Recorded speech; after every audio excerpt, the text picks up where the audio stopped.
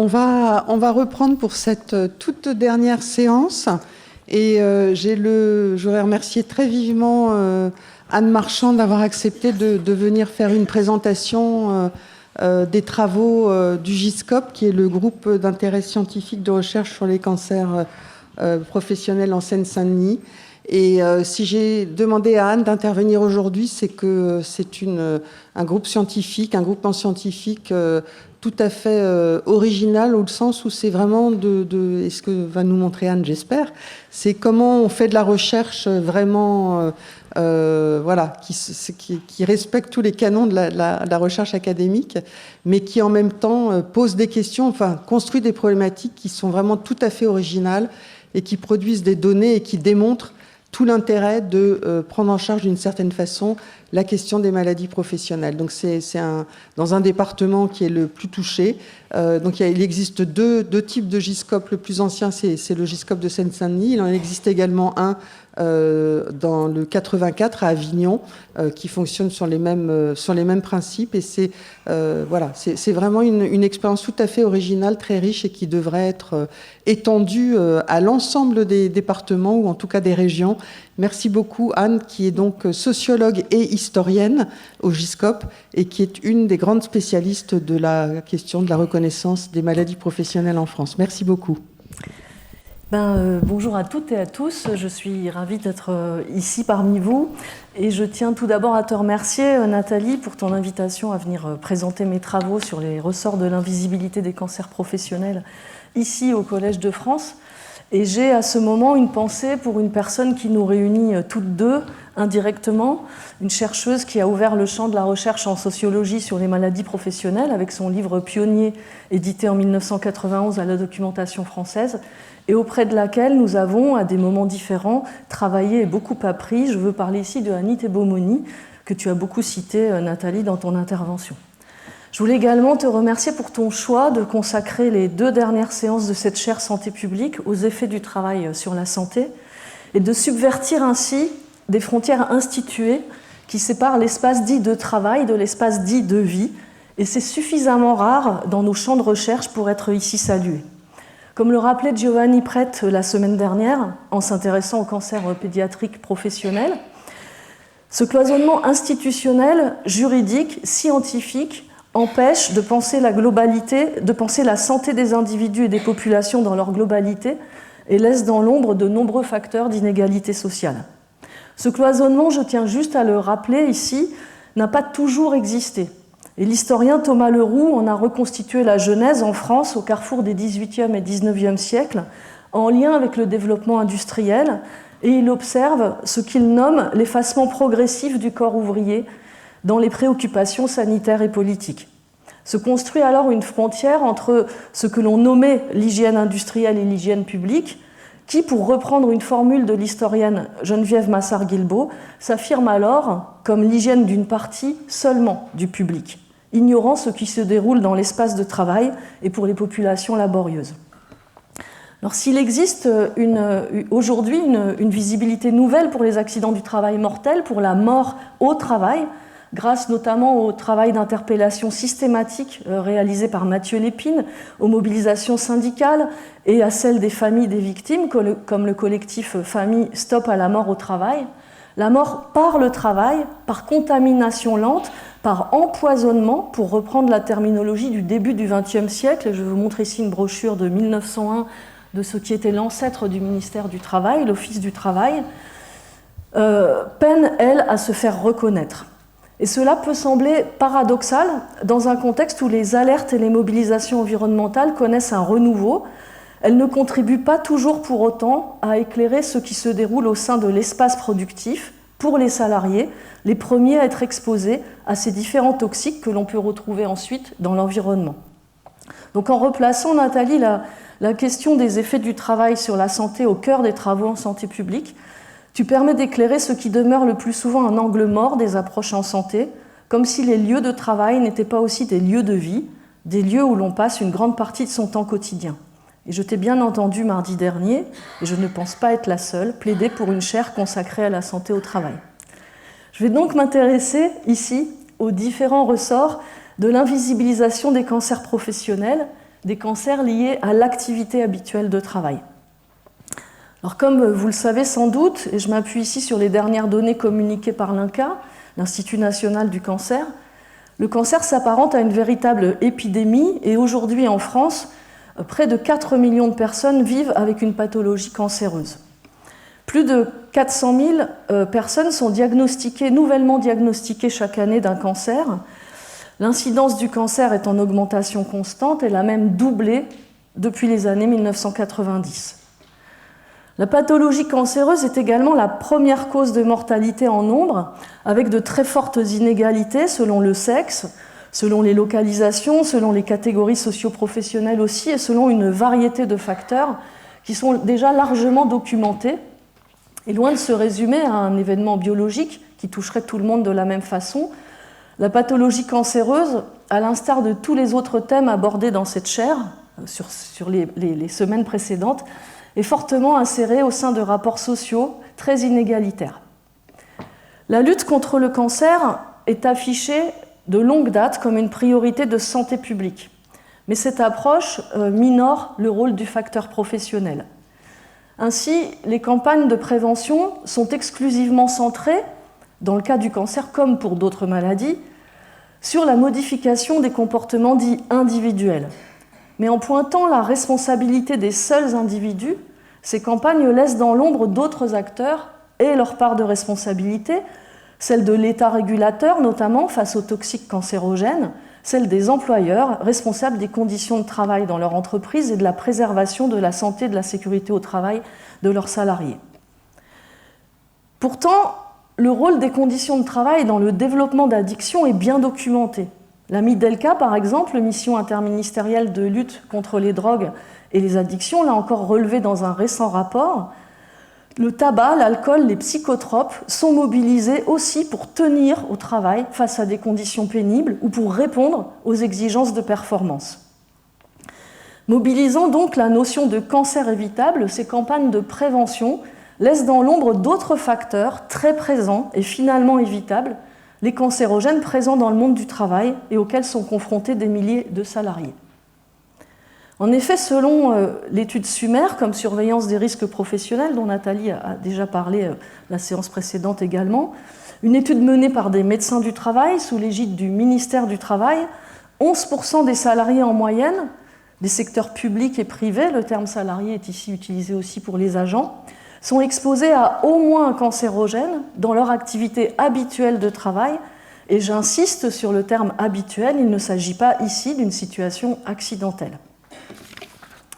En augmentant la focale, en y regardant de plus près, on voit apparaître de très fortes inégalités d'exposition selon la catégorie socio-professionnelle, comme l'a montré tout à l'heure Nathalie, selon les familles professionnelles. Ainsi, lorsqu'on est ouvrier qualifié de l'industrie automobile, de la réparation automobile, 90% de ces ouvriers sont exposés à des cancérogènes.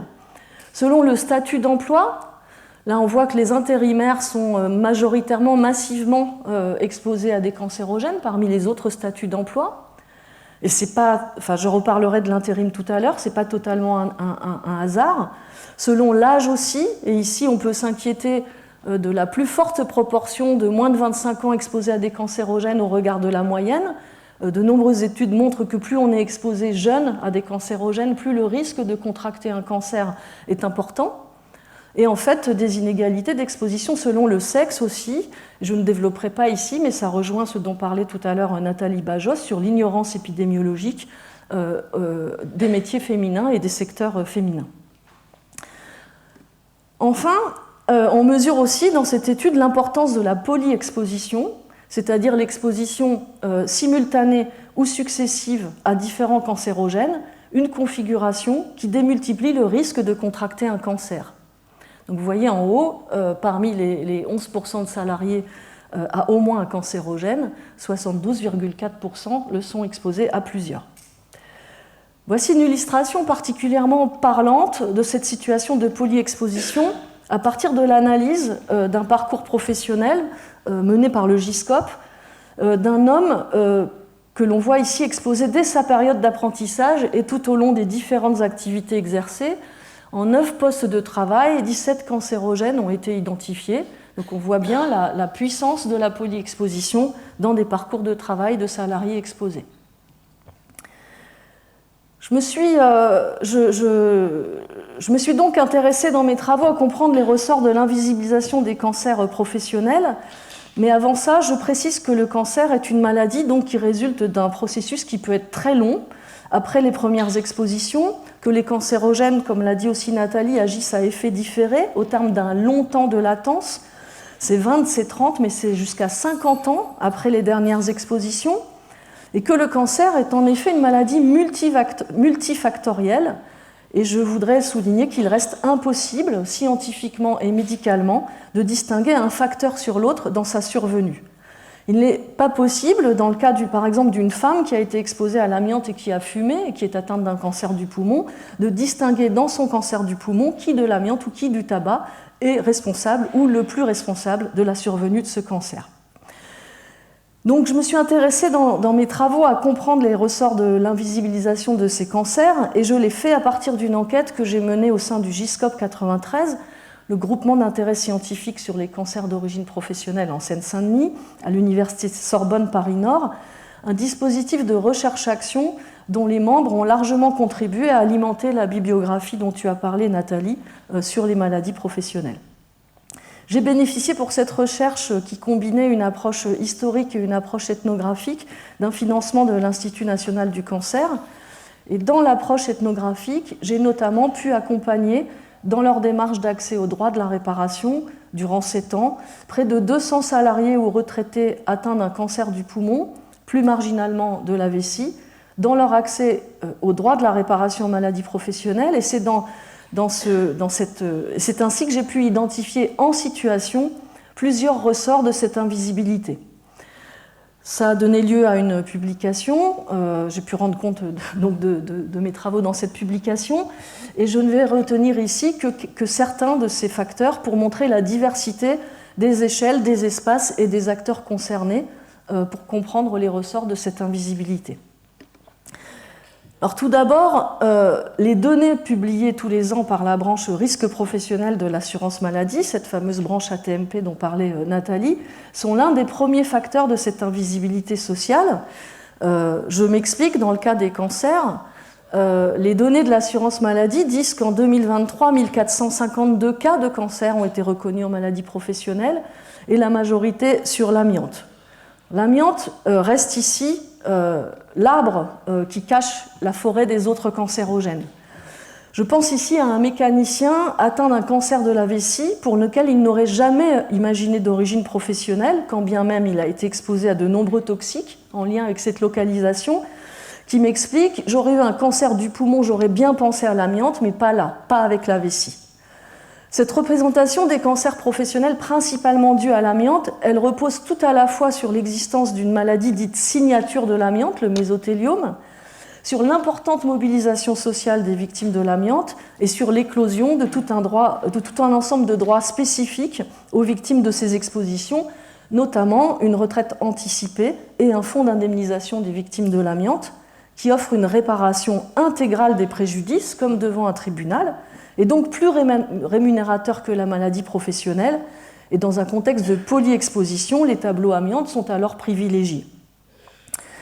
Vous voyez quand même qu'il existe, vous ne le voyez pas, mais je vous le dis, il existe 26 tableaux dans lesquels s'inscrivent des cancers en lien avec diverses localisations et une dizaine de substances toxiques. Mais surtout, ce petit nombre de cancers reconnus est très en deçà des estimations épidémiologiques les plus consensuelles, selon lesquelles 4 à 8% des nouveaux cas de cancer seraient d'origine professionnelle, donc jusqu'à 34 644 cas par an. Alors il y a une petite cacophonie avec les données fournies par le rapport dont parlait Nathalie, mais on pourra s'en expliquer tout à l'heure dans le débat si vous le souhaitez. En tout cas, ça prouve bien qu'il y a une fragilité aussi des chiffres. Ces données donc, entretiennent à elles seules l'invisibilité des cancers du travail selon un phénomène un peu circulaire. Moins il y a de cancers professionnels reconnus, moins les personnes atteintes de cancer seront en mesure de penser le lien entre leur travail et leur maladie, moins elles le déclareront en maladie professionnelle. Donc c'est un petit peu le serpent qui se mord la queue. Ces données du nombre de cancers reconnus ne disent rien du nombre de cancers effectivement liés au travail, et au contraire, elles offrent une loupe déformante de la réalité des circonstances d'exposition professionnelle. Nathalie a beaucoup parlé des tableaux, donc effectivement la reconnaissance des cancers du travail en maladie professionnelle s'opère majoritairement par l'intermédiaire d'un tableau de maladie professionnelle, et vous pouvez lire ici la définition qui en est faite par le Code de la sécurité sociale. Et un tableau, comme l'a dit Nathalie, relie une maladie à tout un ensemble de critères, un agent dans le titre, une durée d'exposition, un délai de responsabilité pour le dernier employeur ayant exposé la personne à cette substance, et une liste d'activités, le plus souvent limitative dans le cas des cancers.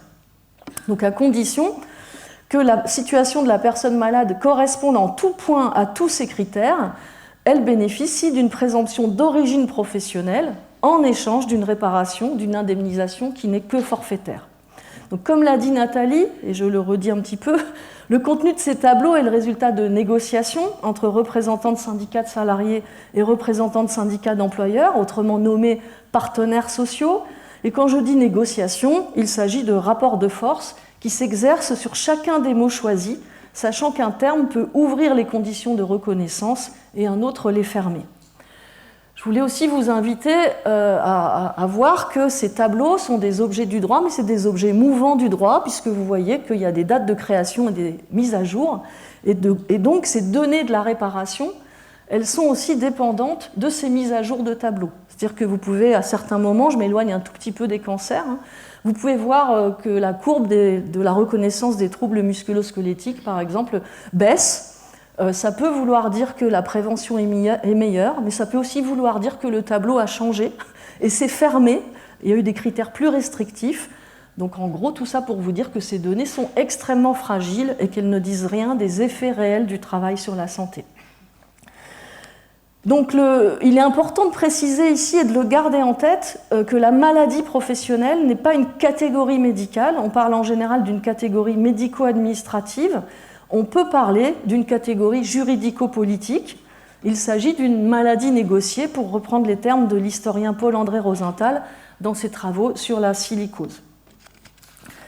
Donc sans surprise, et Nathalie l'a dit aussi, alors je vous montre juste un autre tableau de cancer pour vous montrer l'état du titre. C'est-à-dire que celui-ci, voilà, c'est assez simple. Là, je vous montre le titre d'un cancer de la vessie en lien avec les amines aromatiques qui sont notamment contenues dans les colorants, mais pas que. Et là, vous voyez qu'il faut quand même avoir un bac plus 12 en chimie pour arriver à relier son travail à ce cancer de la vessie. Alors, sans surprise, la prise en compte des cancers et des cancérogènes dans les tableaux est très en deçà des connaissances scientifiques. Nathalie a cité tout à l'heure le rapport de l'ANSES, qui rend compte d'un travail attentif d'examen des tableaux existants et, dans le cas des cancers, repère de nombreuses lacunes. Sans parler des connaissances qui sont non construites sur le caractère cancérogène ou non de milliers de molécules chimiques présentes dans le monde du travail et de leurs effets cocktails qui ne sont pas encore suffisamment étudiés. Alors je vous propose là une rapide incise sur le cancer du sein, pour mesurer combien l'inscription d'un cancer dans un tableau de maladie professionnelle peut en modifier la perception et peut modifier les orientations des politiques de prévention. Le cancer du sein, c'est le premier cancer chez la femme et la première cause de décès par cancer chez les femmes. C'est une incidence en augmentation et c'est des femmes jeunes qui sont de plus en plus touchées. Et ce qui est mis là en avant encore dans les campagnes de prévention, ce sont les comportements et l'âge. À l'appui d'une solide documentation scientifique, établissant le lien entre cette localisation cancéreuse et plusieurs facteurs cancérogènes, le travail de nuit posté, les rayonnements ionisants, près de 200 produits chimiques présents dans le monde du travail, les mineurs CFDT de Lorraine ont été à l'initiative d'une recherche-action qui a permis de rendre visible le facteur professionnel dans cette épidémie. De premières reconnaissances ont ainsi été obtenues, souvent devant les tribunaux, et la construction d'un tableau devrait être bientôt en discussion devant les partenaires sociaux. Vous voyez comment, d'un cancer du sein dit féminin, d'un cancer du sein qui est accroché à une certaine fatalité, à l'idée qu'on a eu une mauvaise hygiène de vie, finalement se révèle, se dévoile l'idée que finalement 200 produits chimiques peuvent être en cause dans la survenue de ce cancer du sein. Alors s'il existe un phénomène important de sous-déclaration, c'est d'abord de non-déclaration qu'il s'agit. Nathalie l'a rappelé, à la différence de l'accident du travail qui doit être déclaré par l'employeur, c'est à la victime, à la personne atteinte d'une maladie qu'elle estime professionnelle, qu'il revient de faire les démarches pour solliciter la reconnaissance en maladie professionnelle. Or, pour la plupart des personnes concernées, le cancer du travail est un impensé, d'autant plus dans le cas de cette maladie qu'elle survient des années après avoir été exposée, le plus souvent quand elles sont retraitées et donc à distance du travail effectué. L'origine de cette difficulté à relier sa maladie à son travail passé, j'identifie plusieurs facteurs très entremêlés les uns aux autres et je me focaliserai ici sur 3 d'entre eux. Tout d'abord, le fait que la plupart d'entre eux, de ces personnes atteintes d'un cancer, de ces salariés, de ces retraités, aient ignoré avoir été exposés à des substances cancérogènes. Et quand je dis ignorer, cela peut prendre plusieurs formes. Par exemple, dans le cas de l'amiante, ils ont pu ignorer au cours des années 80 que l'amiante était cancérogène. Mais ils peuvent aujourd'hui encore ignorer avoir été exposés à de l'amiante.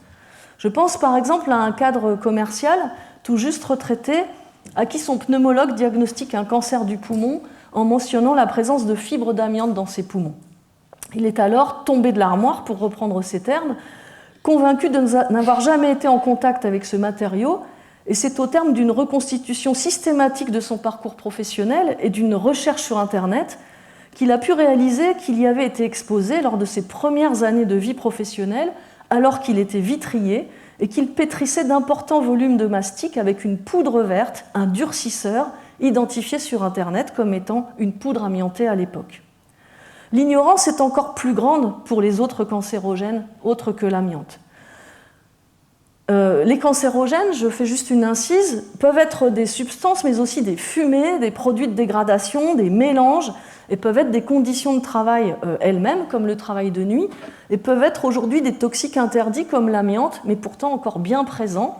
Et je pense là à une enquête qui a été réalisée par l'INRS auprès de plombiers, d'artisans plombiers, qui n'avaient pas conscience d'être encore exposés à l'amiante dans leurs travaux, et on leur a fait porter un badge. Et ce badge a révélé que 40% d'entre eux étaient encore exposés à de l'amiante dans leurs interventions en plomberie sur le bâti d'avant 1997. L'amiante est bien présente dans le bâti d'avant 1997, dans les installations de chaufferie, dans les installations en plomberie. La plupart de ces cancérogènes sont imperceptibles, d'où la difficulté de réaliser le lien entre son travail et sa santé. Et je vous donne par exemple l'exemple emblématique des rayonnements ionisants. En l'absence d'un outil technique, d'un dosimètre, vous ne pouvez pas savoir y être exposé. Et ils sont aussi imperceptibles parce que leurs effets sont différés. Alors, s'il est aussi difficile pour les personnes de faire le lien entre leur cancer et leur travail, c'est aussi parce que plusieurs des personnes enquêtées avaient le sentiment d'avoir été protégées. Protégées parce qu'elles imaginent que, sauf situation accidentelle, tout est maîtrisé dans l'entreprise et que si l'usage de ces substances était réellement dangereux au point d'en être mortel, je parle ici par exemple du cancer du poumon qui est encore de pronostic sombre, cela aurait été interdit selon elles, au point que lorsqu'elles sont reconnues en maladie professionnelle au terme d'un long parcours, certaines d'entre elles peuvent ressentir un moment de sidération en découvrant que non seulement ces toxiques n'étaient pas interdits, et qu'il était même prévu par le droit que la maladie, et donc la mort, puisse survenir puisqu'une indemnisation est prévue à la fin. Elles peuvent également se sentir protégées par des dispositifs qui ne jouent pas ce rôle, qui n'ont pas été créés pour jouer ce rôle, mais qui peuvent donner l'illusion de le faire. Je pense ici à 3 d'entre eux. D'abord, les valeurs limites d'exposition professionnelle. Et parce que ces salariés ignorent que ces valeurs limites d'exposition professionnelle sont le fruit de compromis sociaux, tout comme les tableaux, ils s'estiment protégés lorsqu'elles ne sont pas dépassées. Or, la plupart des cancérogènes sont sans effet de seuil. Il n'existe pas de seuil en dessous duquel il n'existe pas de risque de contracter un cancer. La surveillance médicale renforcée ou surveillance individuelle renforcée est une autre forme de confusion. Je pense ici à un ouvrier usineur dans une entreprise de graphite, décédé à 45 ans d'un cancer pulmonaire. Sa veuve m'explique qu'il crachait et se mouchait noir, que des fibres de graphite sortaient de ses doigts, que les cahiers d'école de ses filles en étaient tachés. Elle me raconte, je lui disais « Quitte ce boulot, il va te rendre malade ». Il me disait « Ne t'inquiète pas, tout est sous contrôle, je suis suivi médicalement ». Et elle a eu cette phrase « Il pensait qu'on le protégeait, en fait on l'endormait ». Et cette surveillance médicale, qui est paradoxalement réservée aux salariés particulièrement exposés, elle peut détecter précocement un souci de santé, elle ne protège en rien, mais c'est là aussi une confusion autour des termes, prévention primaire, prévention secondaire, prévention tertiaire, et seule la substitution d'un produit cancérogène à un autre qui ne le serait pas, en l'occurrence, est une forme de prévention et de protection. Et enfin, les équipements de protection individuelle, le dernier recours normalement, peuvent, et on le comprend, laisser croire que l'on est protégé, mais là encore, plusieurs travaux ont montré qu'ils n'étaient pas toujours efficaces. On a beaucoup d'études dans le cas des pesticides, notamment par l'équipe de Alain Garrigou à Bordeaux, mais aussi dans le cas des masques des désamianteurs qui ne protégeraient pas des fibres courtes. Et puis certains équipements peuvent brouiller les pistes, comme l'a montré par exemple Jean-Noël Jouzel dans ses travaux sur les éthers de glycol. Dans l'industrie des semi-conducteurs par exemple, l'usage de gants jetables en latex par les salariés travaillant en salle blanche renforce l'image d'une industrie propre, alors même que ces gants sont d'une médiocre, voire d'une totale inefficacité contre les éthers de glycol. Ils ne sont pas là pour protéger la santé des salariés, ils sont là pour protéger les composés électroniques de toutes les impuretés. Mais quand on porte des gants, on peut se penser protégé par ces gants. Donc si des salariés si des salariés ou anciens salariés ne s'engagent pas dans les démarches de reconnaissance, c'est aussi qu'ils n'en voient pas toujours l'intérêt. L'horizon indemnitaire qui leur est proposé ne fait pas toujours sens. D'une part, le montant proposé, au mieux et dans la pire des situations, et il faut le dire, c'est-à-dire au mieux et dans la pire des situations, c'est-à-dire l'extrême gravité d'un cancer des poumons, ne peut dépasser le montant mensuel des derniers salaires. C'est ça une indemnisation en maladie professionnelle. Mais c'est le plus souvent bien moins qui est proposé à ces victimes du travail, et pas assez pour devenir moteur d'engagement. La FNAT, la Fédération nationale des accidentés du travail et de la vie, est à l'origine d'un livre blanc sur l'indemnisation des accidents du travail et des maladies professionnelles, vers lequel je peux vous renvoyer, et qui montre l'écart énorme entre cette réparation forfaitaire et ce qu'obtiendrait une victime devant un tribunal. C'est pas assez pour devenir un moteur d'engagement, et d'autant qu'il existe un dispositif concurrent et parfois plus avantageux, celui de l'invalidité, vers lequel ils sont facilement orientés par les intermédiaires sociaux, que sont notamment les assistantes sociales et les médecins du travail, qui estiment, à raison souvent, que le parcours d'accès sera alors plus facile et plus rémunérateur. Mais cette stratégie contribue largement à rendre invisibles les effets du travail sur la santé, et donc les cancers professionnels, et elle socialise le coût de ces maladies à l'ensemble de la collectivité, alors qu'elle devrait être prise en charge par la branche risque professionnel, financée, elle, uniquement par les employeurs. Je rappelle que le dispositif de réparation organisé en 1919 avait pour ses promoteurs l'objectif de favoriser la prévention par la sanction financière des employeurs. Ainsi, l'un des rapporteurs de la commission d'hygiène industrielle, au moment des débats sur cette loi de 1919, pouvait croire que cette loi ferait plus pour l'hygiène des ateliers que tous les règlements et tous les inspecteurs du travail. Quand cela coûtera de tuer les hommes, quand cela élèvera le prix de revient, on n'en tuera plus.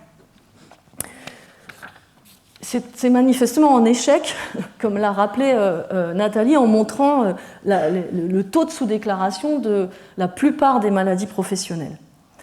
D'autre part, comme les travaux sur la sociologie de l'argent ont pu le montrer, et je renvoie ici aux travaux de Viviane Zélizer aux États-Unis ou Jeanne Lazarus et Damien Deblic en France, loin d'être neutre et sans odeur, l'argent revêt des significations différentes selon son origine et ses destinations. Or, rien n'est dit, rien n'est indiqué sur les sites institutionnels, ici je vous montre Service Public et le site Amélie, rien n'est dit sur le financement spécifique des maladies professionnelles. Tout est présenté comme une démarche assez technique, administrative. Donc on fait perdre du sens à cette démarche et on fait perdre le sens que c'est une façon de prendre, enfin de payer, c'est comme le dispositif pollueur-payeur. Et parce qu'ils ignorent cette configuration, certaines personnes atteintes d'un cancer ne veulent pas déclarer. Ainsi, ce peintre en bâtiment, qui estime déjà coûter très cher à la Sécu avec son traitement de chimiothérapie, et dit ne pas vouloir coûter davantage à la Sécu, puisqu'il ne pas vouloir creuser le trou de la Sécu.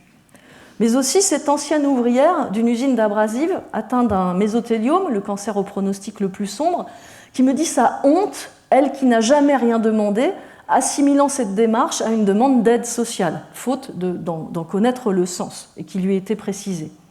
Son mari lui-même était opposé à cette démarche, la vivant comme une remise en cause de son engagement comme mari, en mesure d'assurer financièrement la charge de la famille. Autre situation, quand la personne est malheureusement décédée, l'argent dont une partie revient à l'ayant droit peut brûler les doigts, comme l'explique cette veuve. Et l'historienne Marion Fontaine a largement évoqué ces femmes stigmatisées comme veuves joyeuses, dans un milieu d'interconnaissance très fort comme les villes minières, joyeuses d'avoir touché de l'argent suite à la mort de leur mari dans un accident minier quand elles auraient dû être des veuves pleureuses. Donc vous voyez comment la question de l'indemnisation, ce n'est pas juste un moteur, ça peut parfois être une entrave, faute que ne soit donné du sens à cette question de l'indemnisation. Alors, autre acteur qui joue un rôle déterminant dans la sous-déclaration, le corps médical. Le droit de la réparation lui confère en effet un rôle central, celui d'interroger l'éventuelle origine professionnelle d'une maladie et surtout celui de rédiger le certificat médical sans lequel il n'est pas possible de déclarer.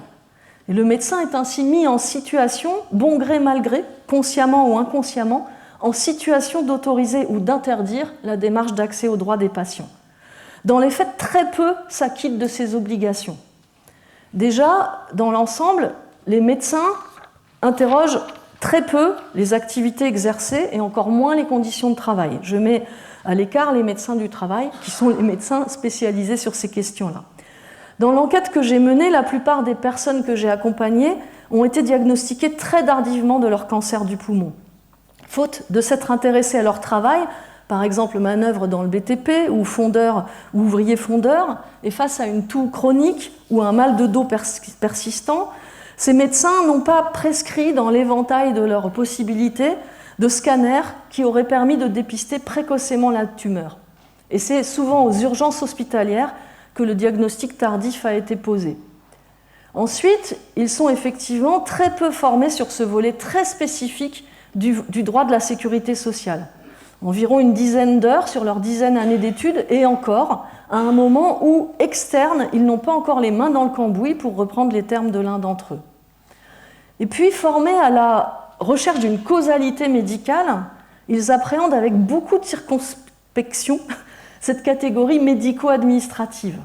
Faute de comprendre, faute de connaître le compromis social à l'origine des tableaux, et face à des patients fumeurs, par exemple, ils sont nombreux à refuser de s'engager dans la rédaction d'un certificat pour un cancer du poumon ou de la vessie, ignorant de la présomption d'origine ou ne voulant pas l'admettre.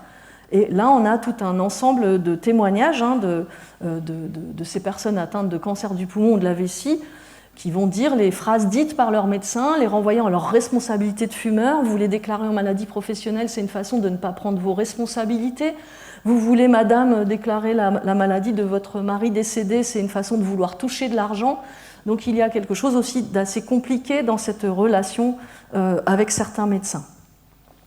Je passe rapidement, pour avoir le temps, sur les autres motifs qui expliquent le faible engagement du corps médical à explorer la responsabilité du travail dans l'état de santé de leurs patients. Pour pouvoir finir dans les temps, je dirais juste que ce certificat, le CMI, il faut bien avoir en tête que c'est un espace de conflit, puisque l'instruction qui va être menée par la caisse primaire d'assurance maladie va être menée selon le principe du contradictoire, c'est-à-dire la parole de la victime et la parole de l'employeur.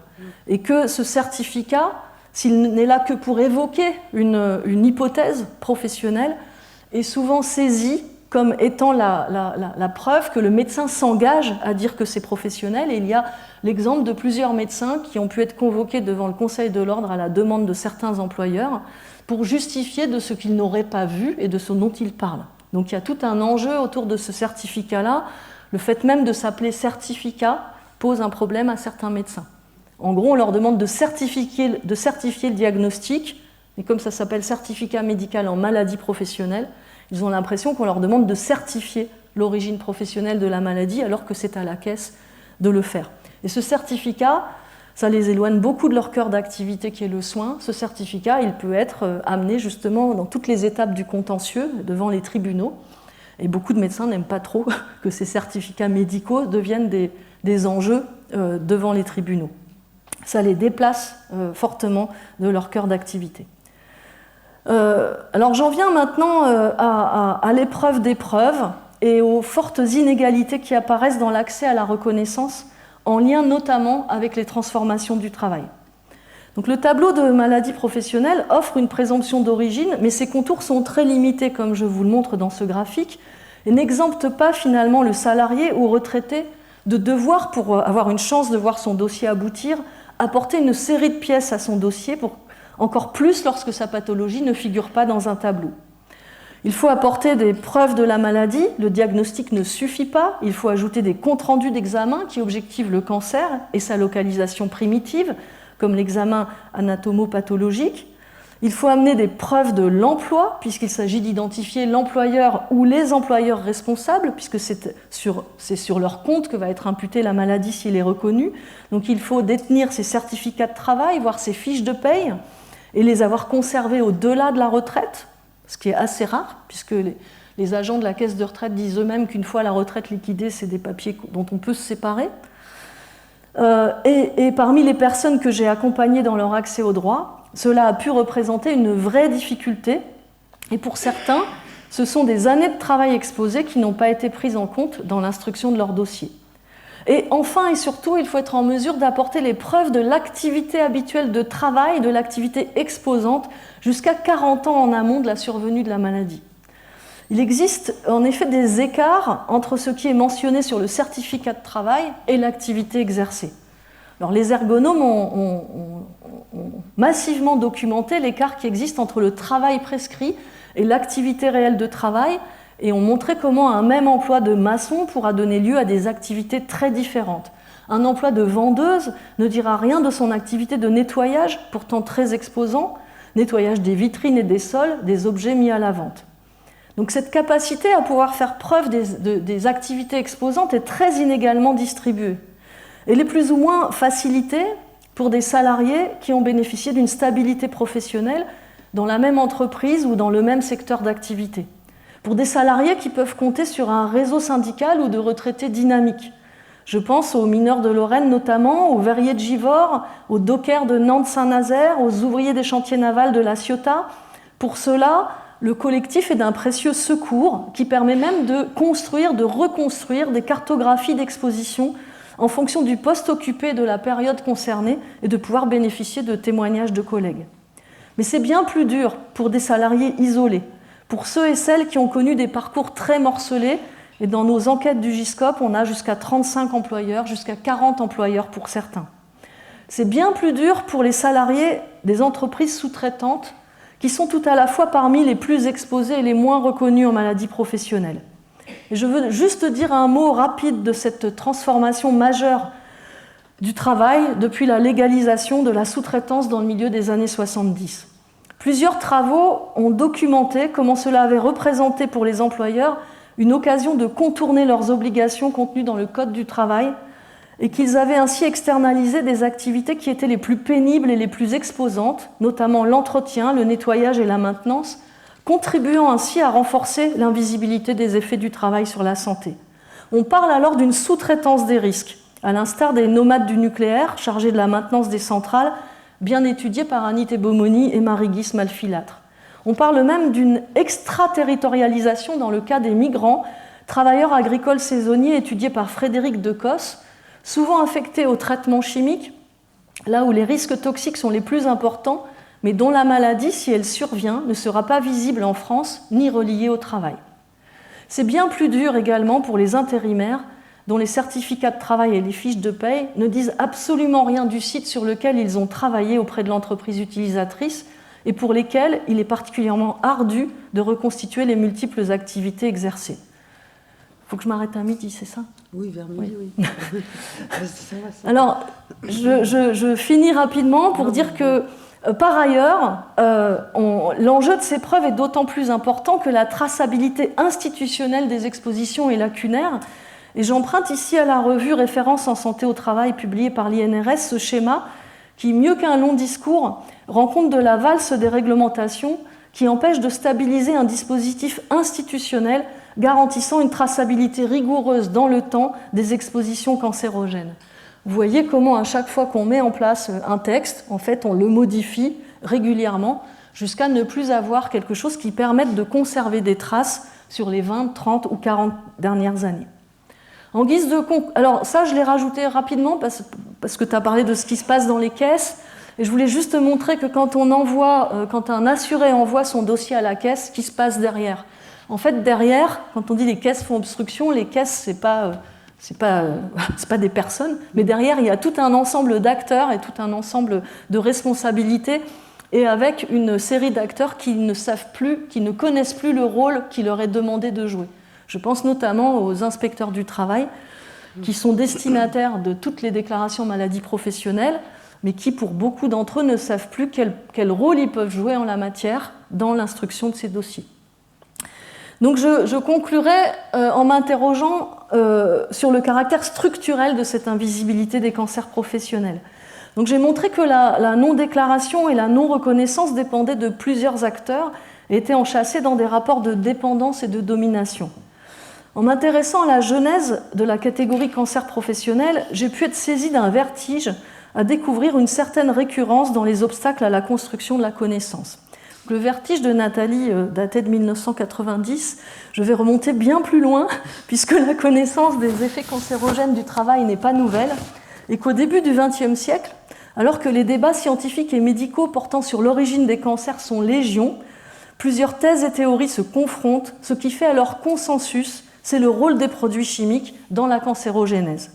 Sont ainsi bien identifiés dès le début du XXe siècle, documentés par des études dans plusieurs pays industrialisés, les cancers cutanés liés aux produits dérivés de la houille, une industrie en totale expansion, le cancer de la vessie en lien avec une autre industrie en totale expansion, celle des colorants, le cancer du poumon en lien avec les poussières, les cancers des rayons X, celui dit du radiologiste de la peau, et la leucémie. Gustave Roussy est même chargé par le Bureau international du travail et la Société des Nations de promouvoir en France tout à la fois des enquêtes et la reconnaissance des cas existants. Je vous laisse une publication de décembre 1927 où Gustave Roussy explique tout l'intérêt, l'importance au double point de vue prophylactique, donc prévention et médico-légale, de la reconnaissance de ces cancers professionnels. Dès le premier bilan d'application de la loi de 1919, il est établi que les médecins ne jouent pas le rôle que le droit leur confère. Le constat est répété depuis cette date tout au long du XXe siècle et jusqu'à aujourd'hui dans les rapports administratifs sur la sous-déclaration et dans le dernier rapport dont tu as parlé, Nathalie. Je vous montre ici deux affiches publiées en 1938 dans le contexte du Front populaire qui sont l'un des multiples rappels à la responsabilité des médecins. Toutes les maladies professionnelles doivent être déclarées, donc les indemnisables comme les non indemnisables, et indiquez votre métier à votre médecin, dites-lui les produits manipulés, insistez pour qu'il déclare les maladies professionnelles, indemnisables ou non. Ce qui s'envisageait au départ pour les promoteurs de cette loi comme un dispositif de veille sanitaire est alors un échec. Tout comme reste en échec la possibilité de relier les causes de décès à l'activité professionnelle. Je ne résiste pas à l'envie de vous montrer rapidement la répétition dans le temps de cette volonté de construction de connaissances, des liens entre travail et cancer, travail et santé, qui se heurtent à l'absence de données. Les données sur le cancer sont elles-mêmes incomplètes. Elles ne sont que des estimations construites sur la base de registres qui couvrent moins d'un quart de la population en France. Je vous montre là les zones qui, en France, sont couvertes par les registres du cancer. à la différence des 22 pays européens où on a déjà des registres nationaux sur le cancer. Donc en juin 2023, le Sénat a voté une proposition de loi consistant à créer un registre national des cancers, une étape indispensable pour consolider la connaissance sur l'incidence, la prévalence et la mortalité face au cancer. De l'avis même de la sénatrice, rapporteure de ce projet, la population couverte aujourd'hui par l'activité des registres représente quelques biais. Elle est en moyenne plus rurale, relativement plus âgée, légèrement plus favorisée, et les personnes d'origine étrangère y sont moins nombreuses que dans le reste de la population. De même, la moindre représentation des zones urbaines conduit à une moindre représentation des zones susceptibles de connaître de fortes expositions à des pollutions environnementales ou à des sources d'exposition multiples. Une journaliste du Monde s'est d'ailleurs intéressée en 2019 à superposer la carte des registres du cancer à celle des sites Seveso hauts, c'est-à-dire les plus polluants. Comme on le voit, les départements les plus concernés par les sites Seveso n'étaient pas couverts par les registres. La Moselle, la Seine-Maritime, les Bouches-du-Rhône. C'est à la fin de ce mois de juin que l'Assemblée nationale examinera ce projet de loi, déjà voté par le Sénat il y a 2 ans. Et je conclurai en disant que si l'attention n'est à cet endroit pas portée sur les facteurs professionnels des cancers, leur invisibilité ne sera pas levée. La fabrique des non-problèmes, ou comment éviter que la politique s'en mêle, pour reprendre le titre d'un ouvrage de Emmanuel Henry, pourra se poursuivre. Et c'est une question qui pose la question de la valeur différentielle des vies, qui est ici posée.